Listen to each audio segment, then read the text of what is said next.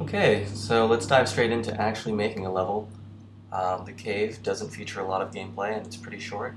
Um, so that along with stepping up to the forest next, I think will be good examples of the right process to use. Or rather the process I used and the process I was taught, and I found it to be very effective and time saving. Um, so first steps, establish intention. This is where I would say most design process goes wrong. If you don't establish a goal, then you have nothing specific to aim for, and whenever you put something in the game, you can't reference that against a specific target. So it's important to figure out what we want.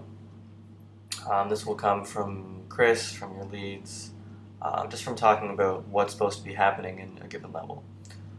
Second, reviewing source material. So this, in large part, will be the story, which is to say, why do we want that? So we've established what we want in the scene, but why do we actually want that? Third step will be to actually execute, and that'll probably be the most revealing for you guys. It's important to do it in broad strokes, and that's something I'll emphasize later. And fourth, of course, we're going to iterate and generate upside, which, if that's not happening, it's a really clear indicator that we're not taking broad strokes correctly. So first, establishing intention. What's happening in the cave? This is a list you're going to get from me, or you're going to generate yourself with your lead. So first, the cave is unwelcoming and cold. Second, the cave hints at some sort of urban living space. The third is there's a den scene that comes later, and it's supposed to feel uncomfortable. And the fourth is the figure in the chair is familiar and unfriendly. So there's a figure sitting in the chair by the den, and yeah, I guess we'll get to the why in a little bit. So reviewing our sources. Like I said, in this game, the dictating the intention comes from narrative, comes from how it's supposed to feel. So looking at the story, Oscar's coming down from the hill, which is her deep fantasy land. Second, it is our game's first opportunity to show that something is off. We know that Oscar fantasizes very natural environments, and that reality interjects very urban and harsh objects into the scenery. Third, that this scene in particular has a lot of meaning, but its strength won't really come until the player understands the story, which will come later. So there's a bit of narrative here, but it won't really make any sense to the player until they've played through the game. Last thing to note, it's actually in stark contrast to the next section, which is once again very, very lush, very beautiful. So that's something to keep in mind. No, this is just a quick review. This isn't all the information we'll need. Just knowing the game and knowing what it's about will generate other ideas once you go about this process, and that's what we'll do next, which is to actually execute. So given the intention, which is what we want, and given the source material, which is explaining why we would want that, what's the context, we build something that matches the guidelines, plain and simple. Expect the work to be looked at by other people and reviewed, but most importantly, and this is where I guess any newcomer to any creative discipline is going to struggle hard, and we all do, and I'm not expecting you guys to skip this step, is that you need to expect that what's there is going to get changed and rearranged and gutted and polished. This stage is very important, that you do follow these steps and that you do it to the best of your ability, which is really difficult in the creative space, to say, commit to something even though it might change completely, but without that cleanliness of execution, we're not going to see the results that we want, and hopefully this video can help show why that's the case. So the first intention I got was unwelcoming and cold.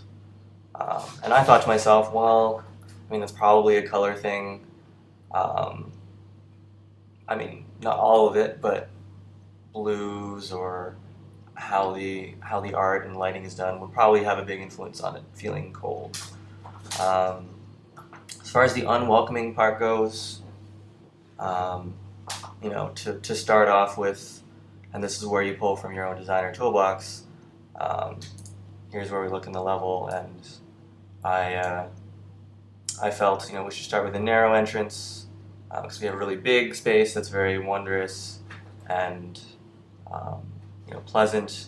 Let's make it a bit more cramped, um, and then when we do enter a larger space, which is our second sequence here, that the lighting needs to be very dark. It needs to feel very unknown. That when it's open and it's known, that can feel very nice from an architecture perspective. Whereas when it's crammed or when it's open again, if the player doesn't have a lot of information visually, then that's going to feel very uncomfortable, at least theoretically. I mean, this is something I read on a level design article on Gamasutra from the perspective of an architect. So we'll see how well it comes into practice. So yeah, that's all I needed to do. I felt I addressed unwelcoming and cold. Second up, we have hints at a living space. So in the story, we know she's starting off somewhere very nice. She comes to a cave, and it's our first chance to have some urban elements that make the player say, these don't really belong here, and why is that? But taking a quick jump to the end of the game, we know she's going to end up back at the apartment. So she's going to end up in this space, except it's going to look like an apartment and not like a cave. So knowing that this location is hinting at the apartment, I have a lot of information that the game is about, to some degree, an unhealthy relationship with her single mother. And we can think about what the apartment of the single mother would look like, especially if the two were unhappy in their interactions with each other. So if I actually boot this up for a second, so here we have the open area where I'm coming from. Here's the slightly larger entrance. Unfortunately, I didn't have a chance to get to this one. It looked pretty ugly. Ocket's done a fair bit of art, so it's looking a bit prettier, which might mask how effective the process was just from a design standpoint. But so I threw in some objects. Part of it is abstracting and saying, this is probably going to be a sock. This might be, an empty can of, some sort of drink or a beer. This might be a book on the floor. And it's kind of like the hallway to, when you enter, a really messy person's place. And then moving forward here, we have this space that's poorly lit, so I don't really know what's going on. And here we see our first instance of upside, where with the really poor lighting, suddenly these objects that are, very clean, very clinical, with the poor lighting, if I don't know what they are, it feels very creepy. And that's where generating upside is so important, that you're able to interpolate, kind of by surprise, information in the game that's very important. So given that I'm very acquainted with the creative elements, what I saw here was the chance to create a one-liner for our game. Not necessarily the one we're going to use in the press or any kind of thing like that, but something that really encapsulated my interpretation of what this game is about. And that's to say that misery is there, but you're not looking. That in this scene, we can make it feel something like a living room with toys, and maybe it was once happy, and with the right lighting, with the right feel, we can give off that impression that that's the past. Maybe there's dust covering these elements. They haven't moved for a really long time. Maybe there was a point when things went sour. And that to me was a really strong theme of the game in general, and if we can start to shape that in the early goings, then hopefully players will eventually pick that up as they go along. But yeah, coming back to hints at a living space, I made a living room. I put some living room type objects in there, courtesy of Kim. But it wasn't anything special. It's really just a larger space. Um, I'll talk about some other upsides I saw just from some very simple process. That was very important, but I'll talk about that later. Next, we have the den scene, which is, it's supposed to be uncomfortable, and I had to ask myself, why is it uncomfortable? Like, uncomfortable is very vague. If I got that direction, I'd probably have some questions. Unless, I could make some pretty safe assumptions, which are the first of which, if she's going to walk by the fireplace and the mother figure here, and that's supposed to feel uncomfortable, I would assume that's because they have a very poor relationship. And to that end, how we emphasize that the nature of that relationship starts digging into the guts of what we want to show players and developers is possible to convey in a game. So first thing that came to mind was, while we don't want a large living space, our living room area beside another large space, we need some sort of transition, and that's where, hold on, no, it's not really showing us what we want.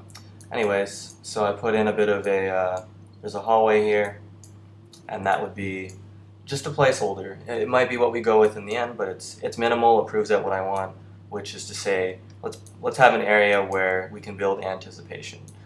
That we know Oscar is dreading the point where she's come down from what's likely her room, and she's passed by the living room, and now she has to tiptoe by the den so that she can escape into the forest. So I built a hallway. I placed a little radio. Maybe she flips on some music, but these aren't really necessary details. Just knowing that later on, a designer could take this section, expand it, rope bridges, whatever kind of ideas we have to accomplish our intention, which here is, a number of things, and I'll talk about that in the upside. But getting back to the den room, I wanted to make it really big, just to see what would happen. That really large space with lots of unknowns. Like if the living room could do that to a small extent, maybe having a really big room would give a sense of confrontation, a sense of build-up.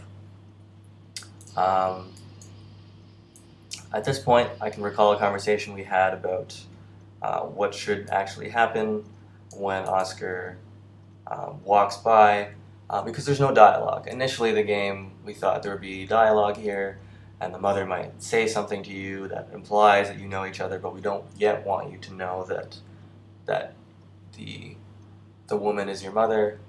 But I think Chris, upon further contemplation, decided that it's actually really effective if the character says nothing, but we still need a way to show that they know each other, and that's where we thought of the idea. I think it was Tessa thought of maybe having a cigarette drawn from character. Kind of, you see the butt of the cigarette turn red as you walk by. So very passive aggressive, acknowledging that you're passing by, but not necessarily saying anything. In here we have a scene where Oscar is going to be scared of a giant elephant shadow and then pick up Flynn, but the details of what happens here are, to a certain extent unknown. That I think the other elements are very important, showing the kind of broken living space, the intimidation walking to the den. We want to establish these first before we start asking more detailed and abstract questions that maybe aren't as important to the scene.